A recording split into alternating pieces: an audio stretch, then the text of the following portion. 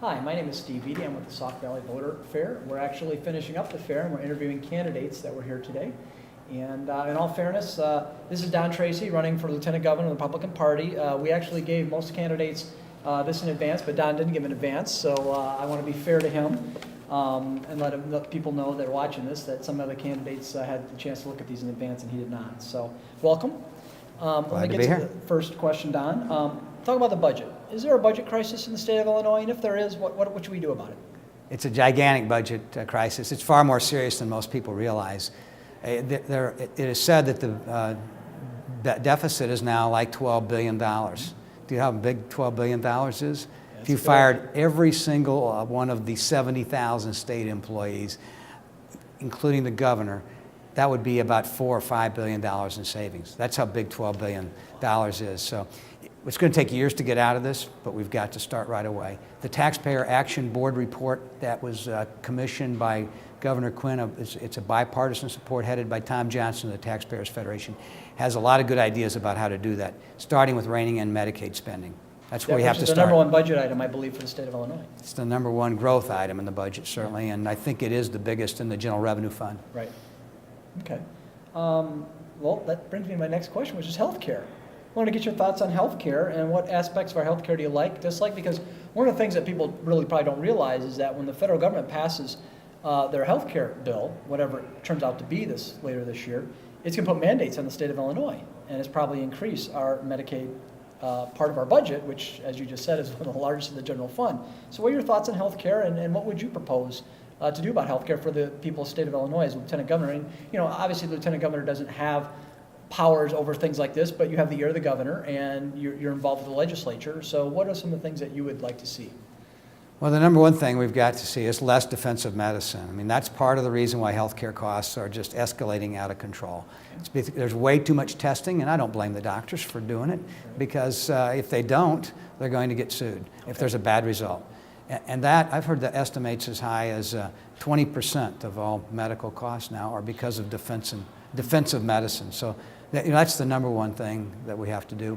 The other thing is that we spend more in the last year of our life on medical care than the rest of our life, and something has got to be done about that. And I'm not sure what the solution is, but we've got to start addressing that issue. Those are the two biggest things right off the top of my head that I can think of. All right, well, let's talk about energy independence or dependence. And people think it's a federal issue because of cap and trade, but let's talk about Illinois. Illinois has large reserves of coal. I just learned recently we actually have large reserves of oil, actually, in the southern part. We have nuclear, with more nuclear power plants than most other states in the union. We have biodiesel. We have a lot of corn, so we have ethanol, and we have wind farms up north here. I guess my thoughts is what are your thoughts on energy independence, and what do you think the state of Illinois needs to do to release some of the opportunity that we have here in the state of Illinois? May I amend my last answer too, but just add to it. The other thing we've got to do is add more personal responsibility to medical care. As long as we're spending other people's money, it's easy to spend. And if we had more time, I'd tell you a story about that. But that's part of the problem in medicine and healthcare costs is it's other people's money. And there's a variety of strategies to get more personal responsibility there. Energy interdependence is, I think is more of a federal issue, but I'll say I'm a bit skeptical of government involvement in that area, of government subsidies. I remember when we had the oil embargo crisis of the late 1970s, and there were people were standing in line or sitting in line in their cars just to get gas because it wasn't just a matter of price, there wasn't enough gas, and the government came out with, I think, a whole new department. Maybe that's when the energy department came into being, or at least a significant division of it, and pumped probably billions of dollars into solving it. But did that solve the problem? No, it was the market. It was because gas did get so high, people started insulating, they started driving more fuel-efficient cars and smaller cars. So, energy interdependence is important, but I think the strategy, I don't think the government is the solution. In fact, the government with over and excess regulation is oftentimes the problem. For sure, we've got to build nuclear plants again. I mean, we haven't built a nuclear plant, I think, in like 20 years. 20 years. And we It's need, our newest one. so that's the number one thing we need to do. Okay, well, let's talk a little bit about coal, because Illinois, you know, in the 1980, Illinois had 50,000 people working in the coal industry. Today, it's less than 10,000, and part of that is some of it was regulation that government put on it because it really, you know, and rightly so in some respects. I mean, you know, however people feel about global warming, that's one thing, but also people do generally recognize that sulfur dioxide is a pollutant. That's what gives us acid rain and things like that, which is a byproduct of Illinois coal because we're rich in sulfur. But at the same time, technologies come along that will allow smokestacks to scrub the sulfur dioxide out of the air, and then all you're releasing basically is CO2 like any other fuel. What are your thoughts on the coal industry in the state of Illinois, and what should be the future of coal in Illinois? Well, certainly it's a very important resource, and we've got to find a way to utilize it better. But I don't have any magic bullet solutions there. I mean, you're very articulate on this, and you've pretty much said that technology is the key to taking advantage of all those coal reserves. And so you'd be for clean coal? Oh, absolutely. Okay. And more use of Illinois coal to put our miners back to work. Okay. Excellent. Let's talk a little bit about state security.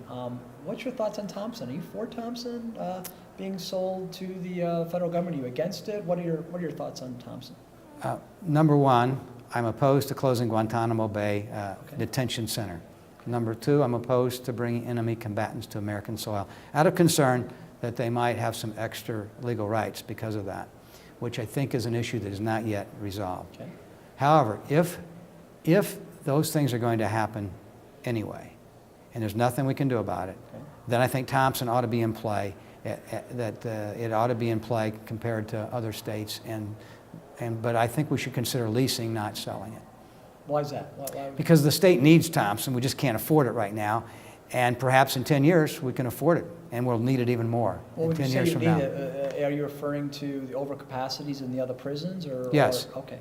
Yes, and plus it's a state-of-the-art facility. I was up there touring it, it was sort of a self-guided tour, and visited with the superintendent last week. And it is, even though it's been sitting vacant for 9 years, it's still state-of-the-art. Okay. And it's, it's the sort of prison we ought to have in Illinois.